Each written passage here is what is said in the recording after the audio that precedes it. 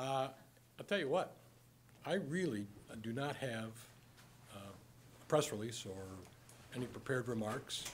For those people who did not get a copy of my letter that I sent to the legislative leaders, I'll give you a copy of that. Did everybody get a copy of that? Has everybody seen that? Here we go.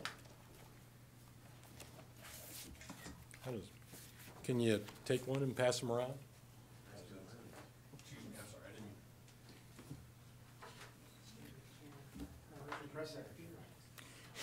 I didn't. You're looking at them, Bernie.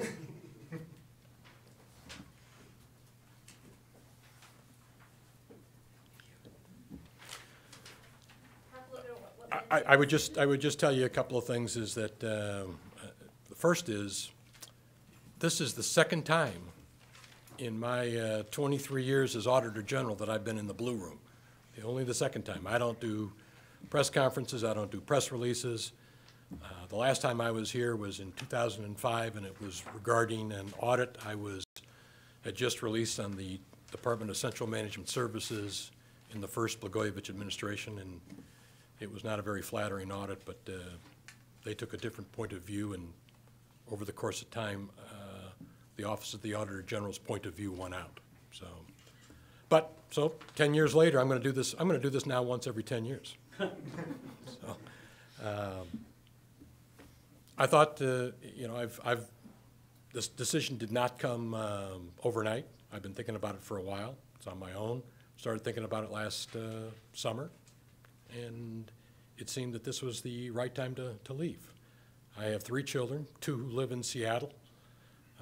One of those children has 3 kids. I have another child who lives in Jackson, Wyoming, but moving shortly to Indianapolis. He has 3 kids. Those 3 kids, those 6 grandchildren are real fun, and I'm looking forward to seeing those 6 grandchildren much more. Now, there's my opening statement. Mr. Holland, we know this is a 10-year term, and when you took it for the current 10 years, was the idea that you would go for all 10 years, or just until you came to today? So when I was asked that question in the first 10-year term, Senator Watson asked me that question. Will you serve the first full 10 years? I said yes. I was not asked that question in my second 10-year term, but I completed a second 10-year term, and then I ran for office for the 3rd term. And I never committed one way or the other on fulfilling the full 10 years. What's the difference between a good auditor and the other kind? You're looking at him. Whoa. How does an Auditor General measure its successes? I think you measure the successes based upon the fairness of the process. I would like to believe that the work that has been accomplished by my office, by very professional people, has been very fair, very accurate, and very timely.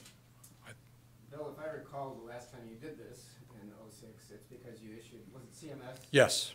And then they blew back and basically questioned the ethics or the way that you went about doing that. Am I correct in that? Yes. And, has anybody ever, was that the worst kind of pushback? Criticism that you've had on any of the audits you've done over the years, and about how many have you done? Oh, I don't, we've done thousands of audits, and that would have been the worst pushback that I've had, that I ever experienced in the 23 years. And frankly, that pushback did nothing but demonstrate how strong our audits were and are, and the work that goes into them. And as a consequence, it has made our product even more respected than it already was. So they ended up, if you remember, Bernie, the Blagojevich administration ended up backing off of their criticism and accepting every single one of the findings that we had recommended. Your term has touched about 5 different governor administrations. Not about. And just what in general can you say about, auditing public funds in Illinois? It's a full-time job. I mean, what in general can I say about auditing the public funds? There's in Illinois. Yeah, themes that have come up. Well, I would say that some of the themes that have come up is that there are tremendous demands upon the people who work day-to-day in Illinois state government, who perform all of those duties and responsibilities. And it's a challenge for them. And it's never easy when the Auditor General comes in and can pick and poke at those weaknesses, because it's only the weaknesses that get cited in my audits. I have a great deal of respect for everybody who works for state government, and I am cognizant of how my product impacts them. During campaigns in particular, we hear a lot about how corrupt Illinois government is. Do you share that view, or where do you place us on that continuum? You know, I try and focus on my responsibility as Auditor General, and my responsibility is to report on the audit weaknesses that we find. Do we then on occasion find some activities which are corrupt? And the answer is yes. And when we do, we turn them over to appropriate authorities. Why are you doing this now? Is it have anything to do with the new administration? Have they cooperated with you? You know what? I've had cooperation from every administration, including the new administration. So why am I doing it now? Did you miss my opening remarks? Yeah, I didn't know if that had anything to do with that. No, Change in no, nothing to do. But it seems to me it's a time of change, it's time for new things and new people, and whether this group is worse than any other or better than any other, with that one outlier a couple of guys ago, you know, throw him out. But I mean, just the fact that it's just a new group of people and a new set of challenges, I mean, does that play into any role in saying, you know, this is a good time to let someone else do it? No, in my mind, it was, I like what I do, and I hope you all understand that. I really like what I do. But I'm 63. Have worked over 41 years in Illinois state government. I have 3 kids, 6 grandchildren. I'd like to see more of them. It seemed like it was a good time. Why do you like what you do? Why is auditing important? I like what I do because I view the office of the Auditor General as one of the last bastions of fairness and transparency and accountability in the state. And I like being the Auditor General of that agency. It's a great place to be, and it's a place where you in this room and the people up there on the 3rd floor and the 2nd floor can get good quality, reliable information, good quality, reliable reports. I don't think you can not like having a job that has that type of authority and responsibility. What should be criteria for selecting somebody new? Should it be somebody that has worked in state government and kind of gets the inside, or does it need to be somebody with more auditing experience, or I don't know? You know, I'm not going to get in front of the Legislative Audit Commission, because that will be their responsibility to sit back, reflect, and decide what will be the best qualifications for the next person. You've often got a lot of respect over the years for your nonpartisan nature and just kind of going about doing your job. Do you think it's possible that, you know, considering how polarizing things are right now, that a person as nonpartisan as yourself would be able to fill that position? Yes. Whoever does replace you afterwards, do you have any advice or anything that you would say to that person that maybe things that there were gaps with certain administrations or better communication, things that could be improved that you would tell that person? Any advice? The one thing I would pass on to whoever comes after me is always turn the phone off before the... Am I off air now? Can I go? I'm just kidding. I'm just joking. What are you going to do? The advice is to respect the position. And when I say that, I mean respect the position of the Auditor General. And don't try and make yourself bigger than the position. So the Auditor General is a very strong position under the 1970 Constitution. I mean, to get that position, you have to have a 3/5 vote from both houses of the Illinois General Assembly. And then they give you a 10-year term. That is a very strong position.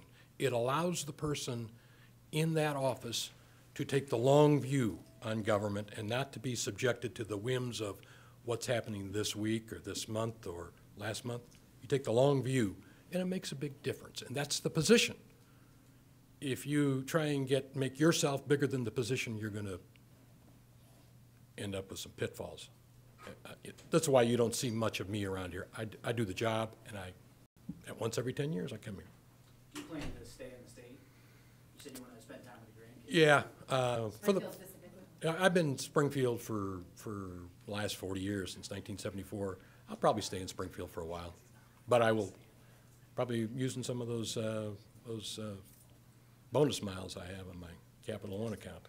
Any possibility, Phil, that you would either consult or lobby or do anything involved with the system or work on campaigns or anything? I have not looked beyond 12/31 of 2015. I have not given any consideration, don't have any plans. I'm going to retire. That's your last day, 12/31. Yes. Now, we could all come up with some of our favorite audits, only in this room. Only in this room we would come up with our favorite audits. But what are some of the ones that you think are significant or memorable that maybe we wouldn't think of? Well, I think the one that I did, and Bernie remembers, and the work that we did on the Department of Central Management Services was pretty enlightening. And it was the beginning of where we saw troubling aspects of the Blagojevich administration. And then I'm very proud of the work we did on the performance audit, management audit of the mass transit in northeastern Illinois, the RTA, the CTA, PACE, and Metro. It was a very good report and very well received. And mass transit in the Chicagoland area is critical to that area. Very, very important. Where Do you would you know rank the NRI one from Governor Clinton? Certainly got a lot of attention, didn't it? Do you know if, when the legislature appoints the next person, if it would be to finish your term or get a new 10-year term? It would be a new 10-year term. It would not be finishing my term, new 10-year term. What do you think needs to happen to make that transition smooth? Well, one of the reasons that I'm announcing my retirement today, effective this end of December, right, is that will allow the Audit Commission and the General Assembly to do their due diligence to replace me. And I think with 6 months, 6.5 months, that's plenty of time for them to figure it out. That would go to the smoothness, I think. Does that answer that question? You're not the only one. It's a big office. You've got a lot of auditors. And you know what? And they're all watching this right now. And I've said to them that the success of the office is not me. The success of the office is them. And they do all the work that I put into reports that has my name on it, but the work emanates from the bottom up in the fairness of our process, and they are terrific employees. And how many people are actually auditors who are actually getting their hands dirty? The office has 80, I think today's head count is 87, 88 employees. And then not all of them are auditors, some of them are support staff. But does that give you some idea, Dave? You do a lot of outside audits too, right? We do, well, we contract with public accounting firms, but it's a good privatization model, but it requires an aggressive contract management approach, and we are very aggressive in managing our contracts on the audits that we do. Do you know what your office's annual budget is, and is that being whipsawed at all in the current budget process? Well, my budget as passed the General Assembly here is about a little over $30 million this year. Is it cut in the governor's proposal? No, it was what I was introduced amount. And is that the current amount too in the current fiscal year? It's a little less than that in the current fiscal year. I don't have that exact So number. you're saying about each. Yes, fiscal yes, and yes. And that would be sustainable. Yes. Okay. You also come out of, I know you were chief of staff, Senate Democrats. Is that a good model? Did that party affiliation ever cause any problems as far as perception of the office over these last many years? For the last many, many years, it has not. For the first couple of years, there was some appropriate skepticism, I would say. People wondering whether or not that background would lend itself to a fairness, to an approach that would be nonpartisan. But it took me a couple of years, which is why that long view of 10 years helps a lot, that I was able to convince the members of the General Assembly that I had no desire to use this office for any political purposes, had no desire to use it as a jumping off position to run for some office. I expect I'm going to get a question here in a minute now. But what I got from that office, what I got was the qualification. You know, the State Auditing Act demands or suggests that the person who holds the office of Auditor General should be experienced in government auditing or financial management or government operation or knowledgeable about state government. I'm going to tell you any one of the chiefs of staff of any of the partisan staffs will fulfill that latter requirement, which is government knowledge of government and government operations. And that was a great training ground for me to be in the position of Auditor General, because I hire a lot of accountants. I don't need to be an accountant to hire those accountants. So what are you running for? I'm not running for anything. Best grandpa? Yeah, but that'd be a good one, but I'm not running for office of any type. Should Bill, what that be about built on the, in? when you do an audit and you say, here's the recommendations, you ought to do this, that, and the other. Should there be any mechanism to have some enforcement of this, or more of a follow-up? Is there a problem where you make the recommendations as an office, but, you know, people just continue to do things in a shabby way? Well, that process also includes me releasing the audits and then going before the audit commission, and those agencies are then asked, you know, what are you doing to resolve it? It's the legislature's responsibility to follow up, and they're doing that. And they are also this year and last year have begun a pretty aggressive approach in the appropriations process to ask agencies, okay, you want this amount of money, tell us how you're doing on meeting the recommendations of the Auditor General that were made in that last financial and compliance audit. So that's making the full circle. There's been a lot of talk about increased transparency, particularly in this last campaign cycle. How do you rate how Illinois' system works? I mean, are there improvements? I'm going to tell you, I think I'm a very transparent office. I mean, I do a pretty good job. Have you voted in primaries all these years? No, Okay, will you start? that's a good question. I haven't gotten that far. The primary would be March of 2016? It is. Yeah, I'll be off. I'll let you know. Pull my voting record, would you? I believe the Inspector General's law says that, you know, there has to be a cooling off period before anybody who starts in that position could run for a public office. Is that something that should be part of the Auditor General law as well, in case there was somebody not like you who did use it as a springboard? Well, actually, the law, the State Auditing Act also prohibits me from being involved in any political activities.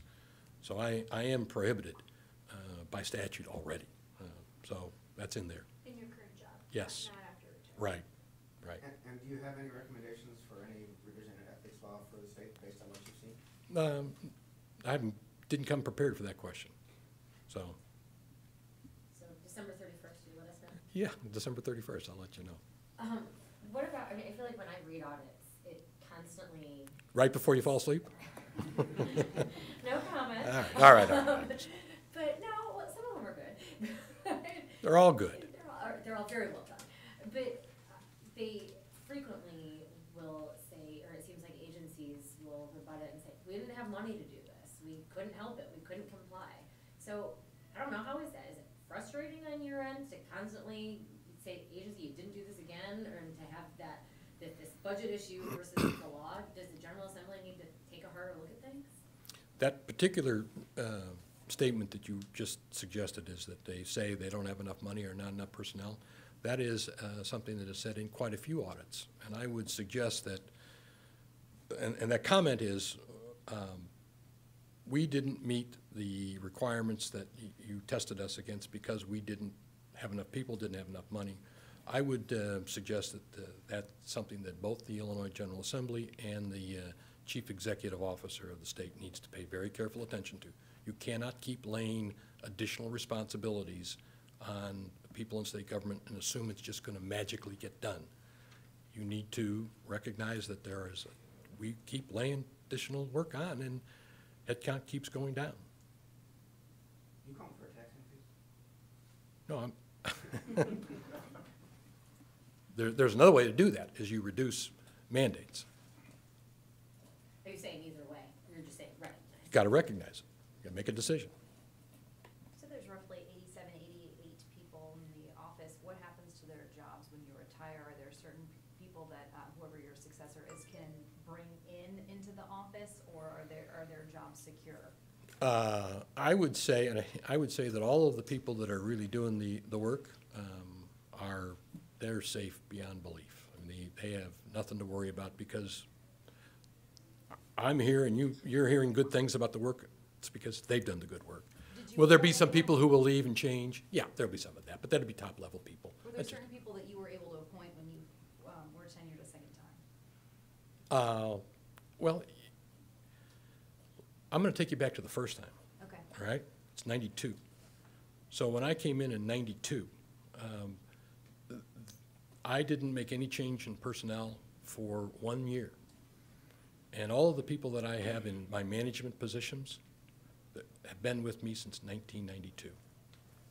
I mean, that would suggest a tremendous continuity and a great deal of historical knowledge. And I'm proud of that. And I'm proud of that, and I'm proud of the work that they do and the office that we manage. So Is your office entirely in Springfield, or is there a Chicago office? there's a Chicago office. There's about 10 up there, 10 or 11. So what's been the hardest part of the job? You know what? Probably the hardest part of the job was in the first couple of years, when I had to make sure I could convince people that when I walked away from the Illinois General Assembly on August 1 of 1992 from a partisan position to go into this nonpartisan position, that was probably the hardest part, to convince them. And I think I've done that job. I think I've convinced them. I think I've made the office a respected nonpartisan office. Bill, you're the one that looks under the hood and see how things are operating within all the agencies and departments. Over that period of time that you've been in the position, are we getting better? Are we better run as a state, or are we falling down and things falling apart? There are challenges ahead. I don't know that I would say things are falling apart. Again, I would say that there are a lot of people who work every day in state government just trying to do the best they can, and we still see that. We still see that. They make mistakes, and I report on them, but I think that there are people working hard at all levels. We look at what you just said, and we don't have enough money to do it. Some of these agencies, it's almost, well, it is a revolving door of agency heads. They have problems, the problems stay the same, the agency heads are different. So, I mean, it seems to me that would be a frustrating thing to you, to look at the same problems, and there's a new director every year or every 6 months. I mean, how can you fix problems when you've got a new director who had nothing to do with the previous problems, but is not fixing them? Well, Dave, I know. don't know. I'm looking at DCFS, I mean, that guy there seems pretty good, but your next audit's probably gonna whack him for something. And, you know, it's not his. Have you seen that auditor? It's in 2 weeks from now, isn't it? Yeah. I don't know. But, I mean, it seems to me that's one of the frustrating things about state government. A lot of stuff is screwed up, yet there are new heads that, it's like a different way. You don't even bother to learn their names. Well, we try and learn their names, but there is a lot of turnover. And it, you know, frankly, it began at the end of the Ryan administration with the early retirement initiative. And we've never really caught back up. There were lots of people, particularly in the area of fiscal officers and finance people and people who were just, you know, keeping the books, right? They all left, and it left a real glaring hole. And we've never really been able to backfill all of those positions. And those are really critical people. They're not the big program people, but there are people out there that are doing the nuts and bolts of government. In terms of a replacement, can you just make sure that I'm clear on how it gets chosen and when that has to be? I mean, should there be somebody in place January 1, or does that have to be confirmed? I don't know. Yeah, again, I'm going to defer to the Audit Commission, but I think generally the process will be the Audit Commission will probably reach out over the summer, I would guess, and have some hearings. That's what they did in 2012. That's what they did in 2002. That's what they did in 1992. And then they'll make a recommendation to the General Assembly, and the General Assembly will vote on that recommendation. I think that's plenty of time to have somebody in place by the end of December. You were talking about the challenges of coming from a partisan job to this nonpartisan job. What was your title back then? I was the Chief of Staff for the President of the Senate. In case anybody wants, I brought resumes too, so to kind of help you with my historical background. Those are the grandkids. Pardon me? Is that a good idea? Give the resumes to the grandkids just so they know that you're involved. Yeah. So you came from a partisan job, and you ended up having to do a very nonpartisan job over the last 23 years. Say that the replacement comes from a partisan job. What advice are you giving them to kind of go about the job without bringing their politics into play? I'm going to go back to the question that, I don't know your name, I apologize. Jen. Jen, that Jen asked, which is, my response to that was, don't make yourself bigger than the position. Understand what the job is. It is to be the independent auditor of state. It is not to be a policymaker. I mean, I spend a great deal of time at each new members conference explaining to the members of the General Assembly what I am, what the job is, and what the job is not. I mean, I go to take great pains to tell them I'm not the U.S. Attorney. I'm not the FBI. I'm not the state's attorney. I'm not the Attorney General. I'm not the Inspector General. I'm the state auditor. It's a different role than any of those. Understand the job, and there's no way you cannot succeed. Is there any concern that, the General Assembly having to choose your replacement could turn into partisan bickering like we've seen just about everything else? You'll have to ask the General Assembly that question. Don't ask me. So are we gonna see in kind of your last days of office, like a big push to, have one last thorough audit of every state agency? No, we're in the process of doing our regular routine audits, plus the audits that we were directed by during the spring session. General Assembly gave us 4 or 5 new audits to do, performance audits. A big one will be the College of DuPage. We'll be doing that one. We're going to be looking at DCFS. No, we just finished DCFS. We got a number of other audits out there which will be significant. So no, we'll be routine. You're not going to see any big dramatic push. I'll be the routine state auditor up until 12/31 of 2015, and then I'll be retired. How do you pick, Bill, do you do this yearly, the audits? How do you decide what? By statute, I am required to do a financial and compliance audit of every state agency at least once every 2 years. And then by resolution, generally, of either the House, the Senate, or the Audit Commission, I am directed on occasion to do special performance audits or management audits. And that's where the College of DuPage came? Yes, Do yes. you know when that audit would be out? No. And the number of state agencies is what, is that like 60-ish? That's a trick question. Burning? I don't have the exact Just number. touching it. Yeah, I keep a lot of stuff on top of my head, but I don't have that. There are a lot, we do universities, we do boards and commissions, we do, yeah, it's a bigger number. So am I off the hook now? Can I leave? Did I answer most of your questions? I mean, okay. I appreciate you guys very much. Congrats. Now, caution, the microphones are live. They are? Thank you.